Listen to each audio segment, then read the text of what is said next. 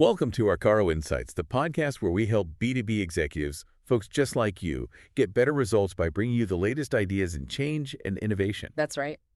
Today, we're going to dive deep into something we know a lot of B2B companies struggle with. Oh, yeah. That blurry line between, planning and actually getting things done. You spend all this time planning, but then how do you actually execute on that plan? It's so common. We see it all the time. Yeah.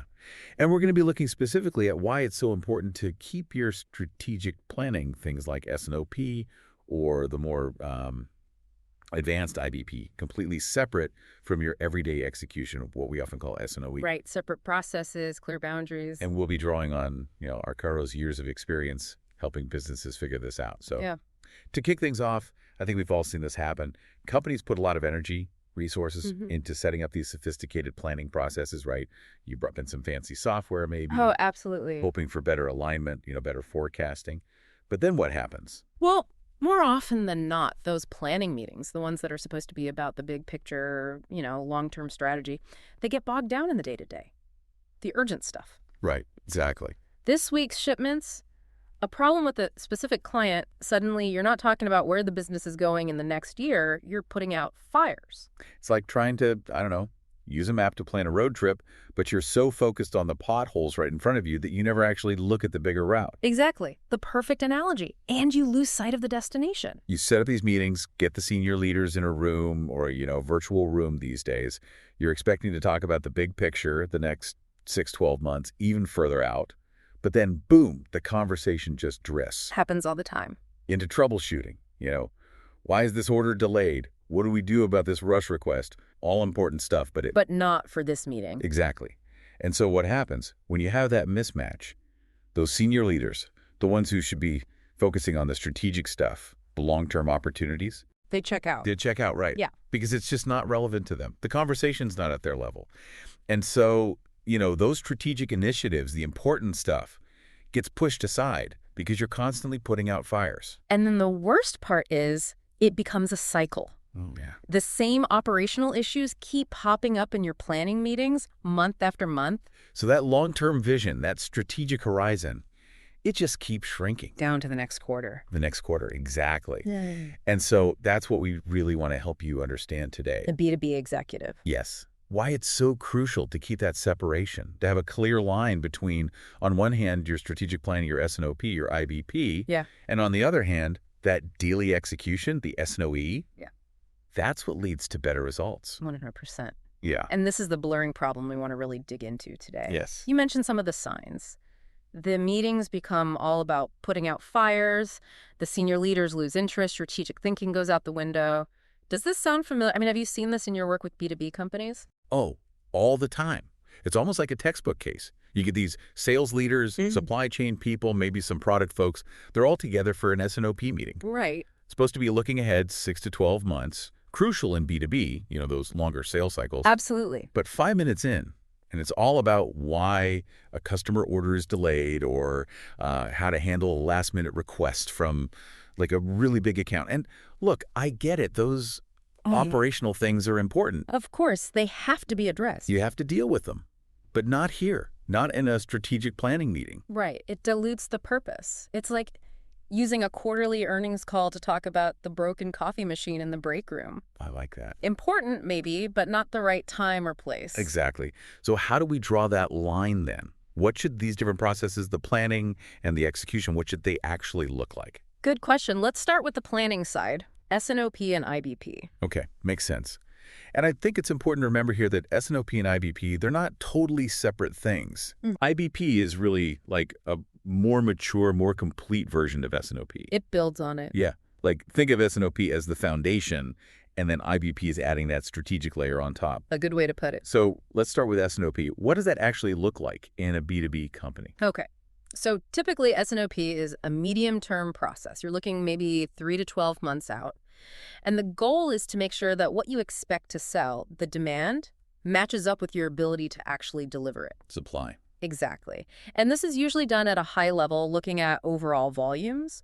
Traditionally, it's been driven by the supply chain side, focusing on, moving products or having the capacity to deliver services. Makes sense. So what actually happens in an S&OP process? Like, what are the activities? Sure. So you'll usually have demand reviews. That's where your sales and marketing teams, the ones closest to the customers, come together to figure out how much they expect to sell. The forecasting. Exactly. And then you move into a consensus forecasting process where different departments try to agree on a single forecast, one set of numbers for everyone to work from.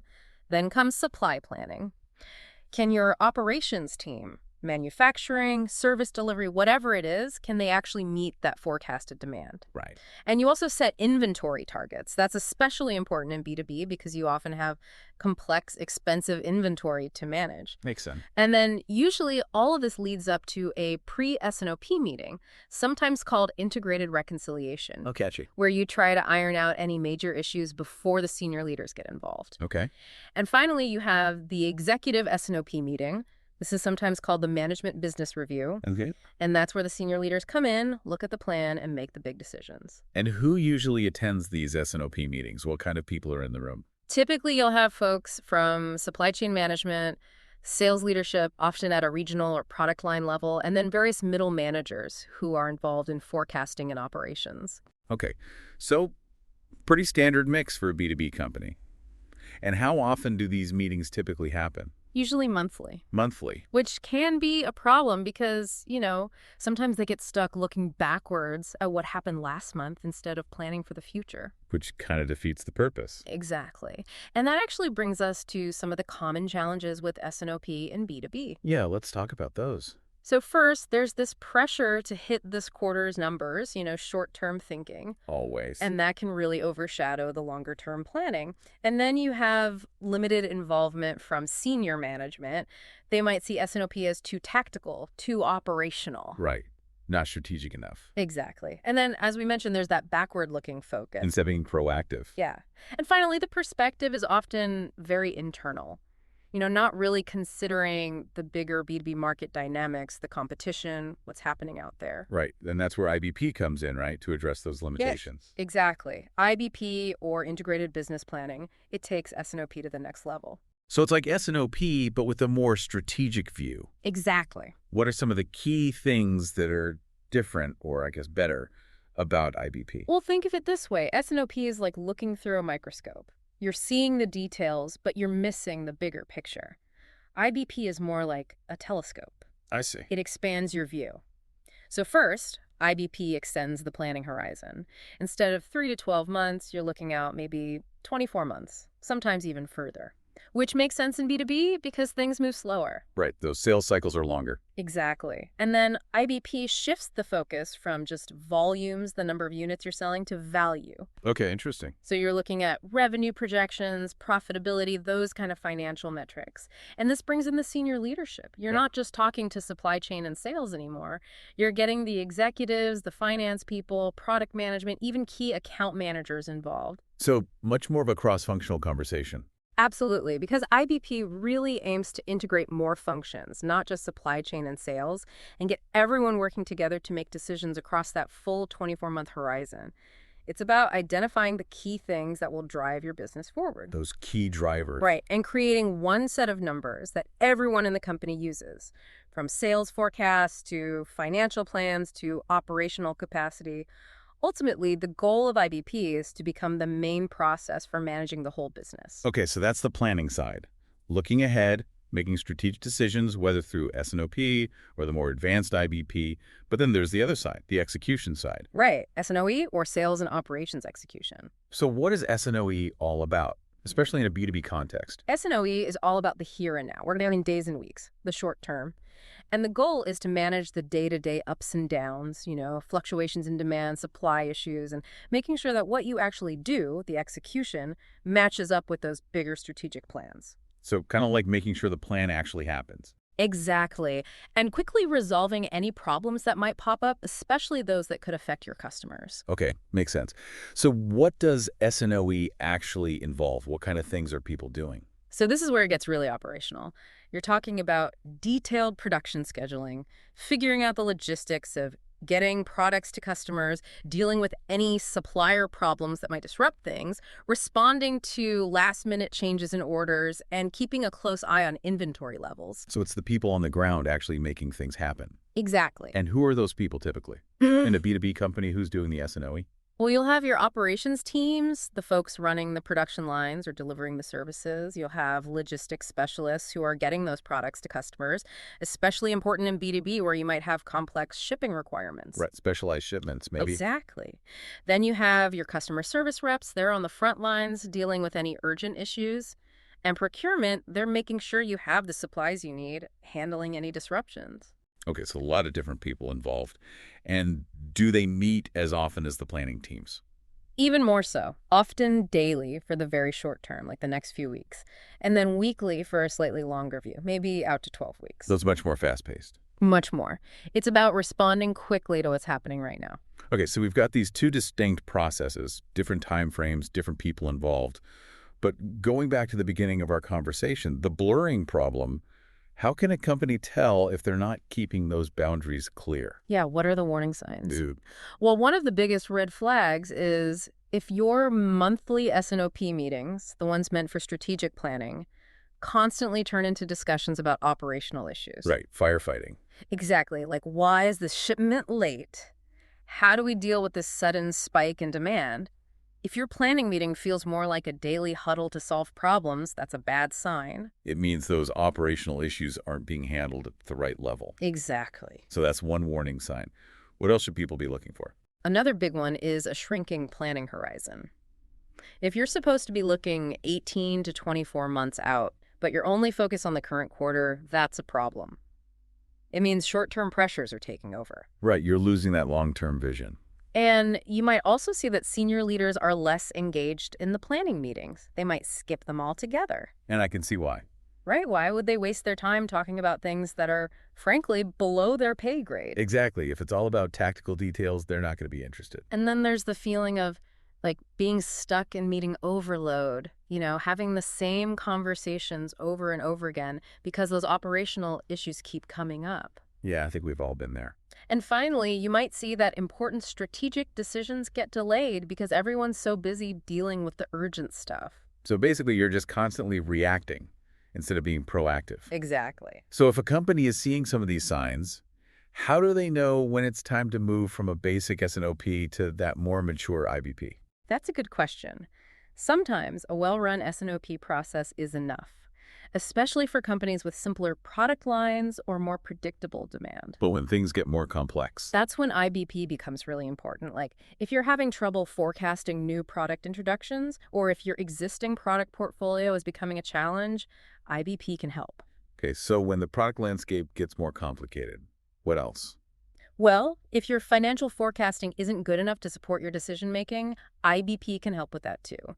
Or if you find that you're running your business based on annual budgets instead of a rolling plan, that's another sign that you might need IBP. And finally, if you're having trouble getting your senior leaders engaged in the planning process, IBP can really help with that. It sounds like a lot of companies could benefit from IBP. A lot of them could, especially in the B2B world where things are constantly changing. So let's talk about the consequences then. What happens if a B2B company doesn't address this blurring between planning and execution? What are the risks? The consequences can be pretty serious. Yeah. One thing we see a lot is what we call planning myopia. That sounds bad. It is. It means the company's planning horizon gets so short that they can only react to what's happening right now. They can't anticipate future trends or opportunities. Right, they're always in firefighting mode. Exactly. And then, of course, you have the leadership disengagement we talked about. Right, they just tune out. Because they're not being challenged. And this can lead to decision paralysis where the company struggles to make any long-term decisions because they're so focused on the short term. And it affects the people too, right? Absolutely. You can have capability erosion where people lose the skills they need for strategic planning because they're so busy with execution. Mm-hmm. And then there's process fatigue. Meeting overload. Yeah. People get burned out from all the meetings, they get cynical, and productivity drops. It's definitely not a good environment to be in. No, it's not. And then there are broader business impacts. Well, you can fall into the quarterly earnings trap, where the only thing that matters is hitting your short-term financial targets. Even if it hurts you in the long run. Exactly. You might cut back on important investments just to make this quarter look good. And this can lead to problems in the supply chain, higher costs, lower profitability. And ultimately, a company that's just reacting to everything instead of being in control. Right. Always one step behind. So not a good place to be. But luckily, Arkaro has a lot of experience helping companies navigate this. You guys have been doing this for a while, right? Over 15 years, actually. We've worked with a lot of B2B companies across different industries, Hmm. helping them design, implement, and run these processes. S&OP, IBP, S&OE, So you see it all. pretty much. And our consultants have actually been in those roles themselves, so they understand the challenges firsthand. We don't just offer generic solutions. Right. It's tailored to each company.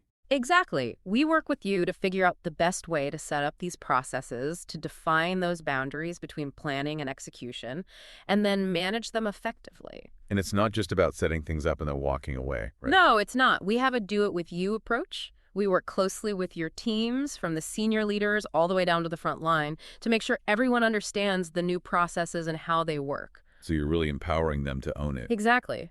And we see companies start to see improvements pretty quickly, sometimes within just 3 or 4 months. Wow, that's fast. It is. But the full benefits usually take a little longer, maybe 6 to 12 months, as the new ways of working become embedded in the company culture. So what are those benefits then? What does a company gain by having these clear, distinct processes? Oh, a lot. For one thing, the leaders can focus on the right things: strategic decisions for the executives, operational details for the people on the ground. Right, everyone's working at the right level. And it creates a better balance between long-term planning and short-term execution. You're not just thinking about the next quarter, you're also thinking about where the business is going in the next few years. Right, that long-term vision. And it also helps companies use their resources more effectively, putting your money and your people where they'll have the biggest impact. Yes, and And it reduces that duplication of effort, that meeting fatigue we talked about. People aren't wasting time on things they shouldn't be dealing with. And it also means that both planning and execution can do what they're supposed to do without interfering with each other. right, they complement each other. Exactly. And then, importantly, the feedback from the execution side can actually inform the planning. So you're constantly learning and improving. Okay, so it creates a feedback loop. Yeah. And ultimately, it leads to better collaboration across the company because everyone understands their role and how it fits into the bigger picture. So it's not about creating silos, it's about creating clarity. Exactly. Clarity, focus, accountability, everyone working together towards the same goals. And that leads to better results. Absolutely. Better planning, better execution, and ultimately a more successful business. So for anyone listening who's seeing these signs, these blurred boundaries, within their own B2B company, Arkaro can help. Right. Absolutely. You've got a team of experienced consultants who can come in and help companies clarify those boundaries, Yeah. mature their planning processes, whether it's S&OP or IBP, and really get those leaders re-engaged in the strategic conversations. Exactly. We work with you to develop a clear and effective way to manage these processes, tailored to your specific needs. Great. So where can people go to learn more about Arkaro? The best place to start is our website, arkaro.com. You can find lots of information there about our services and our approach. Okay. And we're also active on LinkedIn. You can connect with us there and stay up to date on the latest thinking and change and innovation. And what if someone wants to talk to someone directly to discuss their specific challenges? They can reach out to Mark Blackwell, our lead consultant for these kinds of projects. Okay, and what's his email address? It's mark@arkaro.com. Perfect. Well, this has been a really insightful conversation. Thanks for joining us today and sharing your expertise. It's been my pleasure. Thanks for having me. Thanks for listening to the Arkaro Insights podcast. We hope you found this deep dive helpful. We did too. And if you think your colleagues might also benefit from it, please share it with them. Spread the knowledge. We'll see you next time. See you then.